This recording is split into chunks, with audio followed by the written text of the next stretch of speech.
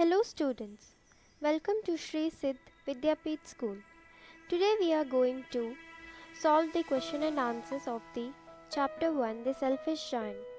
So students, let's start. Please take your prescribed textbook and see page number 5. There you can see the reading comprehension. Today we are going to solve these exercises. Arrange these sentences in the correct order. The first and last have been done for you.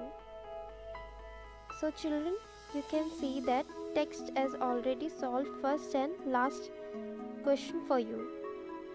So rest all you do it yourself.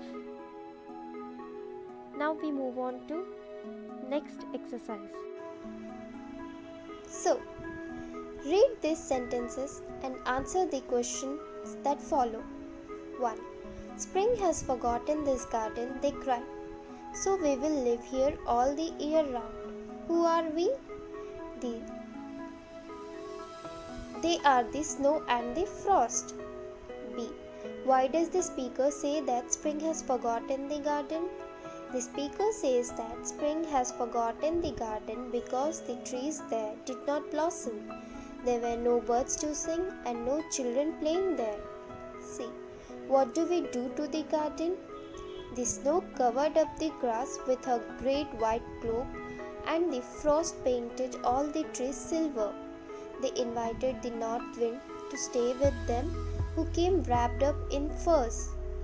He rode all day about the garden and blew the chimney pots down. Then the hail came on a visit.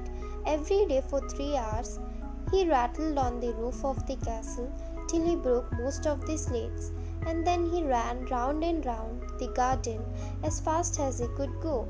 He was dressed in grey and his breath was like ice.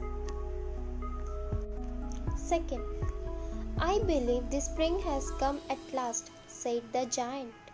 How did the giant know that spring had come? The giant knew that spring had come because the linnet had started singing outside his window. B. What did the giant see?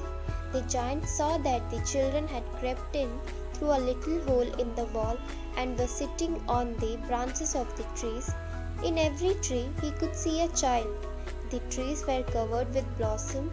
The birds were flying about and twittering with delight, and the flowers were looking up through the green grass and were laughing. How did the giant celebrate the coming of spring? The giant celebrated the coming of spring by knocking down the wall and making his garden the children's playground forever. Move on to next one. Answer these questions. Why did the children enjoy playing in the garden? The children enjoyed playing in the garden because it was very beautiful.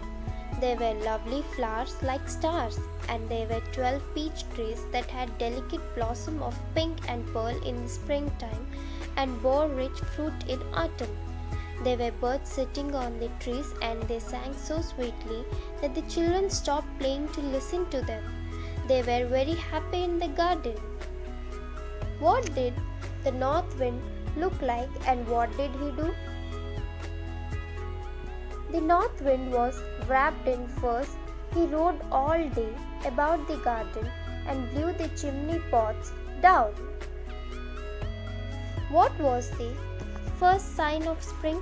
Name the 4 visitors who finally left the giant's garden. The first sign of spring was the sweet song of the linnet.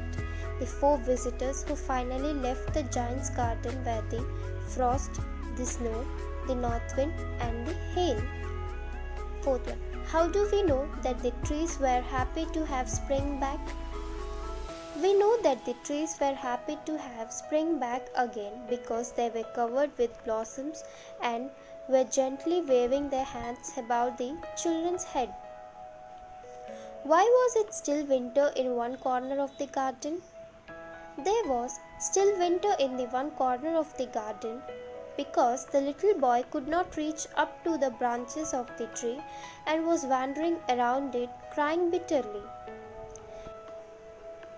The giant's garden was the most beautiful because it not only had beautiful flowers, sweetly singing birds, but also lovely children who played there happily.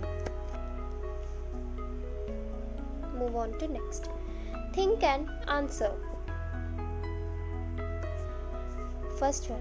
How does the nature of the selfish giant change in the course of the story? Give examples from the story to support your answer. At the beginning of the story, the giant was very selfish and rude. He built a wall around his garden and did not want the children to play there. He thought that as the garden was his, he would not allow anybody else to play there. He realized his mistake when he saw how spring had come in after the children crept into the garden through a little hole in the wall. He felt sorry for being selfish and unkind and lifted the little boy and put him up on the tree. At the end of the story, the giant became very kind to all the children. He played with them in the beautiful garden and thought that they were the most beautiful flowers he had. What emotions did the children experience throughout the story? Give reasons for your answer. The children were happy when they were playing in the giant's garden. When he was away, they liked listening to the songs of the birds on the trees. After the giant came back and ordered them to stay away, they became sad. They had nowhere to play and they wandered about the streets.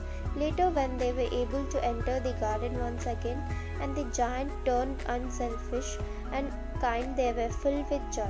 They were the giant's friend and they played with him in his garden after school was over. So students, here are the solutions for your questions given in the textbook. I hope you all do this in your class note copy. Please fare it in your class note copy, and if you have any queries related to this chapter, you can ask me. I am going to clear it out in the next video.